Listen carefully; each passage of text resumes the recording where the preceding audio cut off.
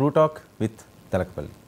తెలంగాణ రాష్ట్రంలో కొత్త ప్రభుత్వం ఏర్పాటు, వాళ్ళు తీసుకునే నిర్ణయాలు, ఈరోజు గవర్నర్ ప్రసంగం, ఎలాంటి వాటి మీద రేవంత్ రెడ్డి ప్రత్యేక ఫోకస్ పెడుతున్నారు, ఏ అంశాలని ప్రధానంగా జనాల్లోకి తీసుకువెళ్తున్నారు. సో గతంలో చేసిన ప్రభుత్వ నిర్ణయాలని కొనసాగిస్తారా, లేకపోతే కొత్త విధానాలతో ముందుకు సాగుతారా? ఇవన్నీ కూడా ఈరోజు ఈ ప్రభుత్వం ముందున్న అంశాలు. సో సీఎం అయిన తర్వాత ఎవరి నిర్ణయాలు వాళ్ళు తీసుకుంటారు, కొత్త ప్రభుత్వం వాళ్ళ నిర్ణయాలు తీసుకుంటారు. కానీ కక్ష సాధింపు చర్యలు అన్నవి రాష్ట్ర అభివృద్ధికి మంచిది కాదు అన్నది సర్వత్రా మాట్లాడుతున్న అంశాలు. మరి రేవంత్ రెడ్డి తీసుకునే నిర్ణయాలు ఉన్నాయండి, ఈరోజు గవర్నర్ ప్రసంగంలో కూడా చాలా అంశాలు ఉన్నాయి. సో ఇవన్నీ ఎలాంటి పరిస్థితులకు దారి తీస్తుంది, ఏ రకంగా తెలంగాణ రాష్ట్ర అభివృద్ధి విజన్ ముందుకు సాగుతుంది అనే అంశాలపై తెలకపల్లి రవి గారు మనతో పాటుగా సిద్ధంగా ఉన్నారు. రవి గారిని అడిగి మరిన్ని వివరాలు తెలుసుకునే ప్రయత్నం చేద్దాం. నమస్కారం రవి గారు. నమస్తే వర్మ. గవర్నర్ గారి ప్రసంగం మీరు వినే ఉంటారు. సో గవర్నర్ గారి ప్రసంగం, రేవంత్ రెడ్డి గారి నిర్ణయాలు సో ఎలా ఉండబోతున్నాయి?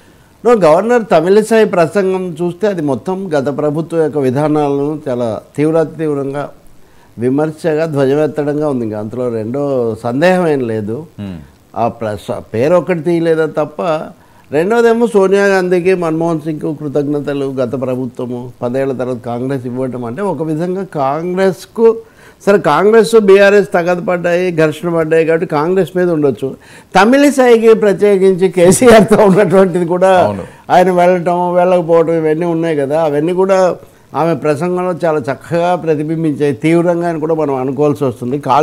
కాళోజీ ప్రసంగంతో మొదలుపెట్టి దాశరథి కొటేషన్తో ముగించారు. అది కూడా అందరికీ తెలిసిందే కదా, ఆచరణనిక సముద్ర గర్భం. అవును, అంటే సముద్ర గర్భంలో నుంచి బాడబాణంలో వచ్చినట్టుగా గవర్నర్ ప్రసంగం మాత్రం ఉందని మనం చెప్పాల్సి వస్తుంది. అంటే నిరంకుశత్వం ఉండకూడదు, ప్రజలకు వీళ్ళకు మధ్యలో ఇనుప కంచెలు స్క్రిప్ట్ ఇస్తే చదవడమే కదా, వేరే ఉండకూడదు కూడా. Governor is but representative of, ఆయన ఉండటానికి కేంద్రం అయినప్పటికీ కూడా రాష్ట్ర ప్రభుత్వం యొక్క నిర్ణయాన్ని, క్యాబినెట్ నిర్ణయాన్ని వినిపించాలి. కొన్నిసార్లు ఈ మధ్యకాలంలో ఆయన ఆరిఫ్ మహమ్మద్ ఖాన్ ఇట్లాంటి వాళ్ళు కొంచెం పేచీలు పెట్టుకుంటున్నారు, ఇబ్బందులు. సుప్రీంకోర్టు దాకా వెళ్ళింది కదా, ఈమె కూడా వెళ్ళారు కదా, తమిళిసై కూడా. సో ఈ నేపథ్యంలో ఆమె ఈరోజు చేసిన ప్రసంగం మొత్తం రేవంత్ ప్రభుత్వం, అలాగే కాంగ్రెస్ పార్టీ, గతంలో ఉన్న బీఆర్ఎస్ ప్రభుత్వం పట్ల, ముఖ్యంగా కేసీఆర్ శైలి పట్ల వాళ్ళకు ఉన్నటువంటి ఆగ్రహము, అభ్యంతరాలు, ఆక్షేపణలు అన్నీ కూడా అందులో చెప్పారు. రెండోది ఆరోపణలు కూడా పుష్కలంగా. ఇప్పుడు కాళేశ్వరంకు సంబంధించి కానీ, అలాగే అప్పుల పాలు చేశారు, విద్యుత్ శక్తి బోర్డు ముఖ్యంగా.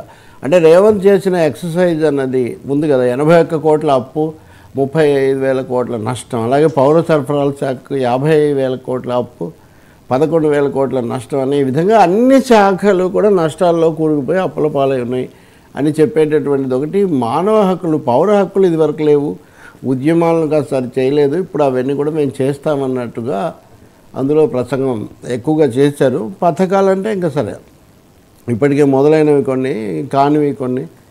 సో ఆ విధంగా ఒక మిశ్రమం, తమ ప్రభుత్వ పథకాలు, గత ప్రభుత్వ తప్పిదాలపై ధ్వజమెత్తడం, ఈ రెండింటినీ టార్గెట్గా పెట్టుకొని మాట్లాడినట్టుంది. అంటే ఏ విధంగా ఆశించామో దానికంటే ఇంకా కొంచెం, అంటే గవర్నర్ వేరే పార్టీ కదా, ఇక్కడ సమస్య ఎక్కడంటే ఓడిపోయింది బీఆర్ఎస్, గెలిచింది కాంగ్రెస్, గవర్నర్ దాదాపు బీజేపీ, తమిళనాడు బీజేపీ అధ్యక్షురాలుగా పనిచేసిన మనిషి. అందుకని ఇందిరమ్మ రాజ్యం తెస్తాము అని చెప్పడం అనేది గవర్నర్ కొంచెం కష్టమైన విషయం. బట్ చేశారు, అవన్నీ కూడా ప్రసంగం చేశారు.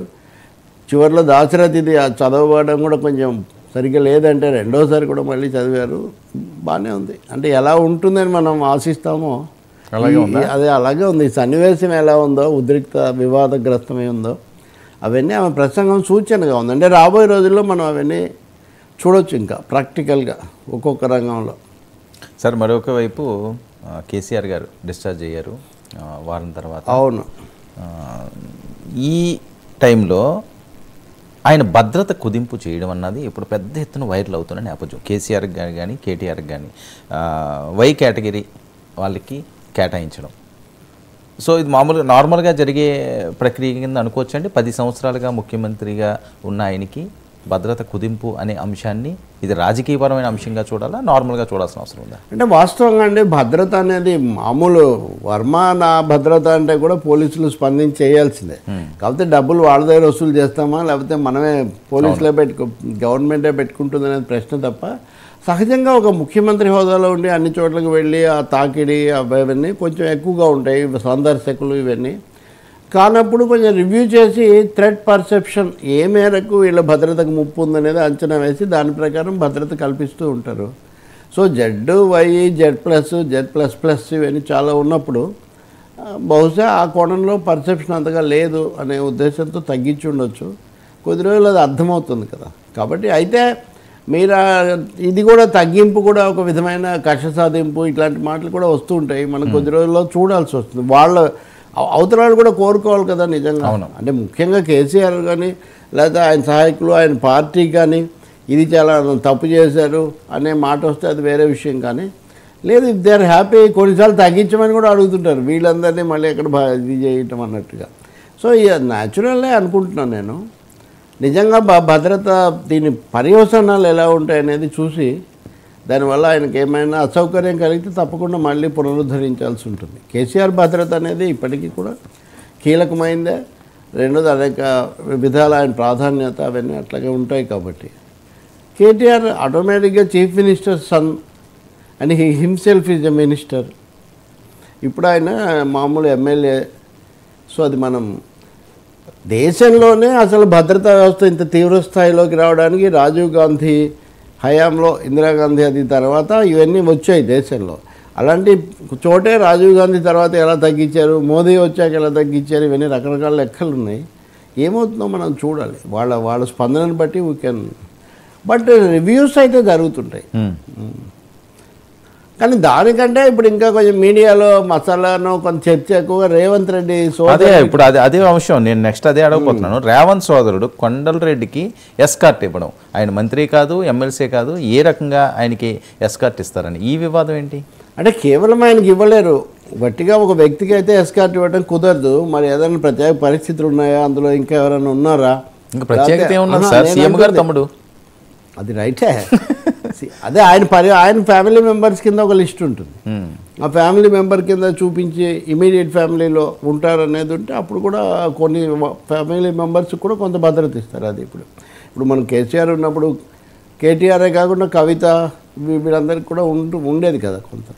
కాబట్టి అవి ఏ ఎస్కార్ట్ లేదు అంటే కేటీఆర్ నేను అంటుంది అదే. ఆయన ఎవరితో వెళ్ళారు లేకపోతే కేవలం ఆయనకు ఒకరికే ఇస్తారా, ఏం కారణం చెప్పారు, అవి కొంత మనం పరిశీలించి మనం చూస్తున్న విజువల్స్ కూడా అవే సార్. యా ఈ ఎస్కార్టే, ఎస్కార్ట్ వాహనాలు అవి. దీనికి సంబంధించి కూడా సోషల్ మీడియా బాగా వైరల్ అవుతున్నది. అంటే ఇప్పుడు మినిస్టర్ కూర్చున్నాడు అనుకోండి, లేకపోతే ఇంకెవరైనా కూర్చున్నారు అనుకోండి, ఇట్లాంటివి జరుగుతుంటాయి కొన్ని. We have to check a little. కేవలం ఏ హోదా లేని వాళ్ళకైతే ఒక పెద్ద ఎస్కార్ట్ ఇవన్నీ ఇచ్చే ఛాన్స్ ఉండదు. ఇంకా అదేమో పోలీసు అధికారుల తీరు మీద కూడా ఆధారపడి ఉంటుంది.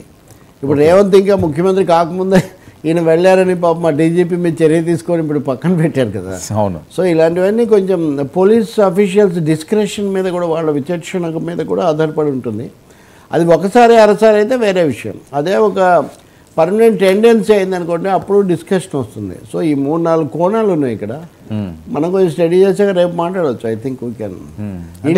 మనం చూస్తున్న విజువల్స్లో అయితే కొండలరెడ్డి గారే కనిపిస్తున్నారు, ఎటువంటి మినిస్టర్లు వాళ్ళు లేరు. అంటే రేపటికి ఏమైనా చేంజ్ అయ్యి ఉండొచ్చు. అందుకే నేను అంటుంది ఇఫ్ ఇట్ అదే ఒక ఆధారం లేకుండా జరిగింది అనుకోండి అప్పుడు డెఫినెట్గా దానికి మనం మాట్లాడాల్సి వస్తుంది. Right sir. మరొక వన్ టైం ఆ ఫైర్ ఏదో జరిగింది అనుకోకుండా వస్తుంటాయి కొన్ని, అట్లా కూడా చెప్తుంటారు. ఏదో హఠాత్తుగా అక్కడికి వెళ్ళాక ఈయన వస్తాడు అనుకున్నారు, రాలేదు, ఇలా చెప్పడానికి చాలా ఎక్స్ప్లెనేషన్స్ ఉంటాయి కదా. We have to wait. Sir అలా ఇవ్వచ్చు అసలు ఆ ప్రొవిజన్ ఉందా? అంటే ఒకటి ఆయన కూడా వ్యక్తిగతంగా తను ఎస్కార్ట్ అధికార లాంఛనాలు ఇప్పుడు లైట్ లేదు కానీ సైరన్ లేదు కానీ లైట్ అట్లాంటివి ఇవ్వడానికి ఏమీ లేదు. అంతవరకు నేను చెప్పగలుగుతాను. భద్రత ఇవ్వచ్చు, భద్రత వేరు ఎస్కార్ట్ వేరు. లాంఛనాలు అనేవి అధికారంలో ఉన్న వాళ్ళకే ఉంటాయి, లాంఛనాలు అధికారంలో లేని వాళ్ళకు ఉండవు. అది చాలా స్పష్టం. అలా ఇచ్చి ఉంటే తప్పకుండా అది అభ్యంతరకరం అవుతుంది, మార్చుకోవాల్సి వస్తుంది.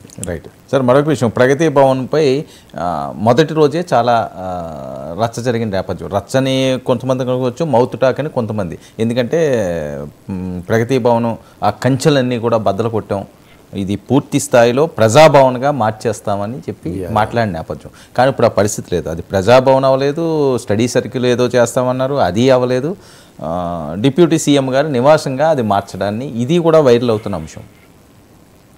నిజమే అది.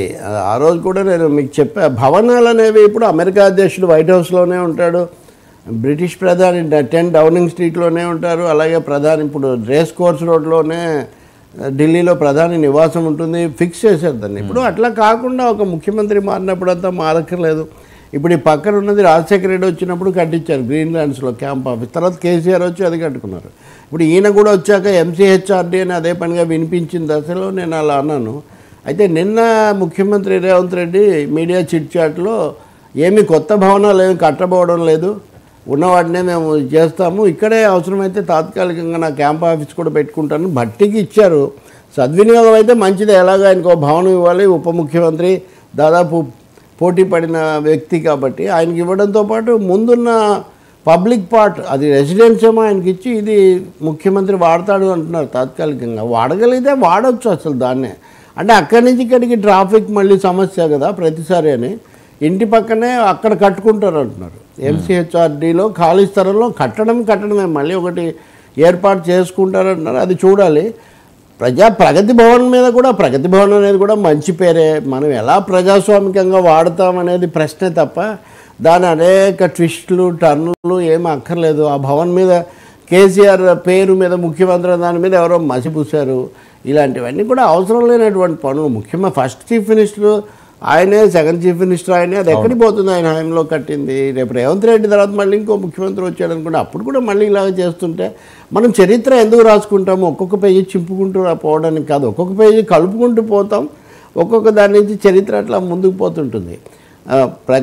ప్రజాభవన్ ఇప్పుడు అది ఒక అడుగుతుంది, మంచి విషయం అది. ప్రజాభవన్ విషయంలో కూడా ప్రభుత్వం ఒక స్పష్టమైన విధానం తీసుకొని సమస్య లేకుండా చేయటం చాలా మంచి. సద్వినియోగం కావాలి, అందులో ప్రతిదీ కూడా ప్రజాధనంతో కట్టింది, ప్రజల ఆస్తిగా ఉంటుంది. కానీ అదేమీ అప్పుడు కూడా అనేవాళ్ళు ఇదేమీ ఆయనకు ఉండదు కదా. కాబట్టి ఇన్ని గందరగోళాలు అక్కర్లేదు. ఐ థింక్ ఇప్పుడు చెప్పేదైనా చివరి అంశంగా ఉంటే దాన్ని బట్టి వెళ్తారు. అంటే దర్బారు అదే ఒక ఇనాగ్రేట్ చేసిన దాని మీద ఆ రకంగా చేయవలసిన అవసరం ఉందంటారా? మంచిది కాదన్న, అవసరం కాదు, అవసరం అనవసరం కాదు, అది అనుచితము అవాంఛనీయము. ముఖ్యమంత్రుల పేర్లన్నీ అలా మూసుకుంటూ పోవడం అనేది ఎక్కడ సాధ్యం? ఇప్పటికి ఎందుకు అసలు అది కట్టింది, శంకుస్థాపన చేసింది, లేకపోతే ప్రారంభోత్సవం చేసింది, నివసించింది వాళ్ళైనప్పుడు.